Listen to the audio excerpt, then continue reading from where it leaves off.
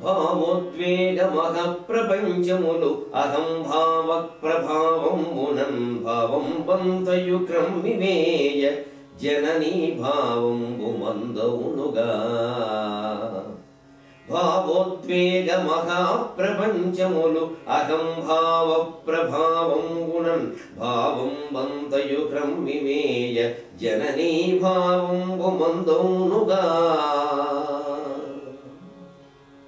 భావావేశములేకమై మనసు గర్వం బంధు పొంగ భావావేశములేకమై మనసు గర్భం బంధును పొంగ ఆ భావావేశము ప్రేమయౌటకది ఆ భావావేశము ప్రేమయౌటకు సుహృద్భావంబు ఆ భావావేశము ప్రేమయౌటకు సుహృద్భావంబు మాత్రంకమే ఆ భావావేశము ప్రేమయౌటకు సుహృద్భావంబు మాత్రంకమే. సాహిత్యంలో ఎన్నో రకాల భావాలు, ఎన్నో రకాల వర్ణనలు, ఎన్నో రకాల అలంకారాలు. ఇవన్నీ ఎందుకు అంటే మన జీవితంలో నేను నేను నేను చివరికి నాది నాది నాది అనే భావనలు పెచ్చుమీరిపోయి ఇద్దరు వ్యక్తుల మధ్యలో, రెండు కుటుంబాల మధ్యలో, రెండు కులాల మధ్యలో, రెండు మతాల మధ్యలో, చివరికి రెండు ప్రాంతాల మధ్యలో చిచ్చుగా మారినప్పుడు మనస్సుని శాంతింపజేయడానికి సాహిత్యం ఎప్పుడు సద్భావనని పెంపొందిస్తుంది. సాహిత్యం ఎప్పుడు నీ తోటివాడితో కలిసి ఉండమని, సర్దుకోమని కోరుతుంది. ఇద్దరు వ్యక్తుల మధ్య విభేదాలు వచ్చినా, రెండు దేశాల మధ్య విభేదాలు వచ్చినా, రెండు ప్రాంతాల మధ్య విభేదాలు వచ్చినా, రెండు కులాల మధ్య, రెండు మతాల మధ్య, రెండు రాష్ట్రాల మధ్య ఎక్కడ ఏ విభేదం వచ్చినా ఒక్కటే కారణం, ధర్మానికి ఇష్టానికి మధ్యలో జరిగే ఘర్షణ. లోకమంతా అనుసరించే ధర్మం ఒకటి ఉంటుంది, కానీ మన ఇష్టం వేరుగా ఉంటుంది. ఆ ధర్మాన్ని మనము అనుసరిస్తే మన ప్రత్యేకత ఉండదు, అందుకని మన ఇష్టం వేరుగా ఉంటుంది. నేను చెప్పింది జరగాలి, నా మాట అందరూ వినాలి, నేను అందరికంటే గొప్పవాణ్ణి కావాలి. ఈ భావన మనిషిలో ప్రవేశించి ఎలా క్రమక్రమంగా పర్వతంతో సమానంగా ఎదిగిపోతుంది, పర్వతం లాంటి మనిషిని కూడా పరమాణువుని చేసేస్తుంది అనే భావాన్ని మనకు తెలియజేయడానికి శ్రీనాథ మహాకవి కాశీఖండం అనే మహాప్రబంధాన్ని, మహాకావ్యాన్ని రచించారు. పౌరాణిక కావ్యమే అయినప్పటికీ అత్యాధునికమైనటువంటి భావజాలాన్ని ప్రతిబింబించేటువంటి కావ్యం కాశీఖండం. కాశీఖండమయఃపిండం నైషధం విద్వదౌషధం అన్నారు. కాశీఖండం అంట ఉక్కు గుండు లాంటిది, అయ్యపిండం ఇనపగుండు. నైషధం విద్వదౌషధం, శ్రీహర్షుని యొక్క నైషధ కావ్యం ఉంది, అది పండితులకు కూడా ఒక చేదు మందు లాంటిది అన్నారు. అర్థం చేసుకోవడం, దాని గురించి మాట్లాడడం చాలా కష్టం. కాశీఖండం ఓ పట్టాన నలగదు, ఇనపగుండు అయ్యపిండం అంటే. కానీ ఆ నలగని దాన్ని మెత్తడి సీస పద్యాలుగా నలగగొట్టి అమృతప్రాయం చేసి చిమ్మిలి చనిమిడి చేసి మనకు అందించాడు శ్రీనాథ మహాకవి.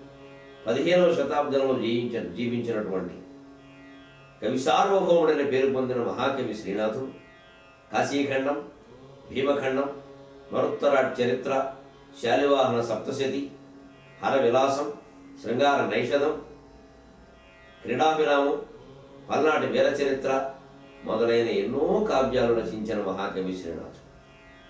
పెదకోమటి వేమారెడ్డి, వీరభద్రారెడ్డి, అవచిత ఇప్పయ్య శెట్టి మొదలైన ప్రముఖులందరి ఆదరణను పొందిన మహాకవి శ్రీనాథుడు. అటు గుంటూరు నుంచి ఇటు విజయనగరం ప్రాంతం వరకు పల్లకీలో కొంత, పాదయాత్రగా కొంత పర్యటన చేసి ప్రజల కష్ట సుఖాలన్నీ పద్యాలలో పెట్టి వినిపించిన వాడు శ్రీనాథుడు.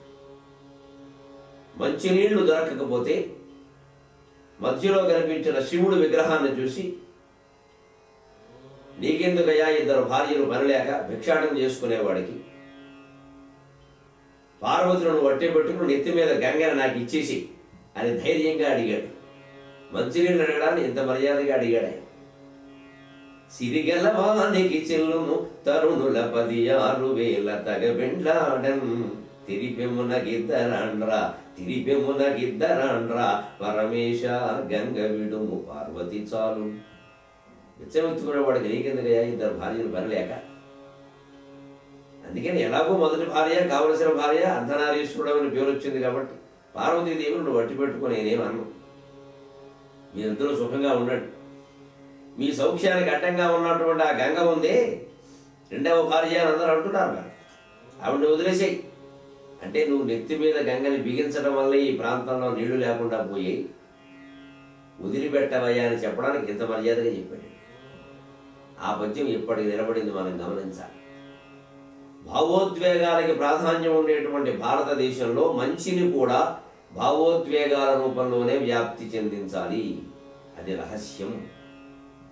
ఏ భావోద్వేగాలైనా అంతే. విప్లవ భావోద్వేగాలను సైతం మహాకవి శ్రీశ్రీ పురాణ ప్రతీకల ద్వారా వ్యాపింపజేశాడు. లేకపోతే ఆ ఉద్యమం జనంలోకి వెళ్ళదు. ఇక్కడ ప్రజల మనస్థితి. అందుకే శ్రీనాథుడు కాశీఖండ కథా నిర్మాణంలో స్కంద పురాణం ఆధారంగానే నిర్మాణం చేసినప్పటికీ, స్కందుడే ఉపదేశం చేసినటువంటి గాథ కాబట్టి స్కంద పురాణం అంటారు. ఇందులో 50 ఖండాలు ఉన్నాయి. అందులో ఈ కాశీఖండం ఒకటి. అయినప్పటికీ భారతీయులు, అందులో ఆంధ్రులు, వీళ్ళ యొక్క అహంకారాలు, మమకారాలు, భావోద్వేగాలు, రసదృష్టి అన్ని దృష్టిలో పెట్టుకుని కాశీఖండాన్ని నిర్మాణం చేశాం. కేవలం స్కంద పురాణంలో ఉన్న కథని అనుసరించుకుంటూ శ్లోకానికి పద్యం అనువాదం చేసుకుంటూ పోవాలి. కాబట్టి కాశీఖండం ఒక గొప్ప ప్రబంధంగా, కావ్యంగా, రచనగా అలా మిగిలిపోయింది. ఇటువంటి కాశీఖండానికి మనకి తెలుగులో కీర్తిశేషులు, మహానుభావులు, రాజమండ్రి నివాసి, ముగ్ధ మోహన కవితా ప్రభాసి మల్లంపల్లి శరభయ్య గారు చక్కని వ్యాఖ్య రచించారు. వారి వ్యాఖ్య ఆధారంగా వారిని ఒక స్ఫూర్తిగా తీసుకుని మనం సరే మన సామాజిక వ్యాఖ్య ఎలాగో ఉండనే ఉంది, మన జీవితాలకి సమన్వయం చేసుకుంటూ కాశీఖండాన్ని గురించి చెప్పుకుంటాం. తొట్టతొలిగా కావ్య రచనకు ముందు సరస్వతీదేవిని ప్రార్థిస్తున్నాడు శ్రీనాథుడు. కంఠపీఠిక ఓంకార ఘంటమరయ చెలగు మన్మన క్షేత్ర సీమ. కంఠపీఠిక ఓంకార ఘంటమరయ చెలగుగావుత మన్మన క్షేత్ర సీమ. కవి కుటుంబంబు పాలిటి